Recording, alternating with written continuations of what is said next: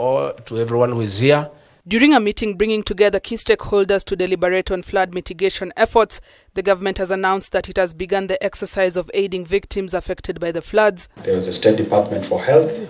Chairing the meeting, Deputy President Rigathi Gachagua disclosed that the National Treasury has set aside 4 billion shillings to be used in the procurement of food and non-food items, with priority being given to counties that are hardest hit by the floods. 70 people have lost their lives. 22 others are injured.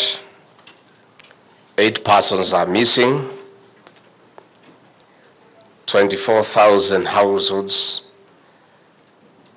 have people displaced, equivalent to about 120,000 people. And in totality, 131,000 people are affected. The government mapped out 32 counties with the most urgent needs, noting that distribution has already been conducted in 7 counties, including Homa Bay, Kisumu, Kiambu, Machakos, Nairobi and Nyandarua counties. As of today, we have a record of 70 lives that are lost, with 22 injuries, 8 people still unaccounted for, with the displacement of over 24,000 households, translating to 120,510 people. Those who are affected is in excess of 130,000.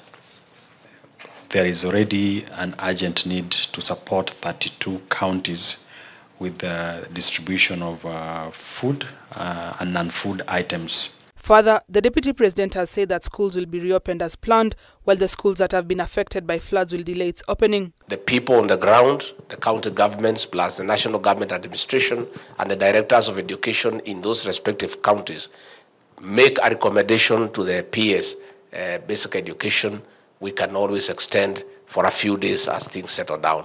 I think we are quite flexible, we are quite open, and for those 64 schools, the ministry, working with the Nairobi County Director of Education, will make an assessment and where they need to extend for a day or 2 or 3 for a week, depending on the severity of the matter. The State Department has also prioritized clearing of blocked drainages and construction of footbridges as a mitigation effort to the floods. We'll be able to put some resources to the Public Health State Department to be able to make sure that we don't have disease outbreaks, to make sure that issues of cholera and malaria are contained, because where we have a lot of water that is overrunning the slums and the sanitation challenges, we could easily have disease outbreaks, and this is something that we must deal with. At least 70 people have died, with over 20,000 displaced. Nairobi County now leads as the hardest hit with 32 fatalities to the floods. And again, even where you have exhausted the funds, Governor Sakaja, you can still reallocate within your own space, because at the end of it all that money that you have is for the people of Nairobi. Gertrude Burgay, K24, Nairobi.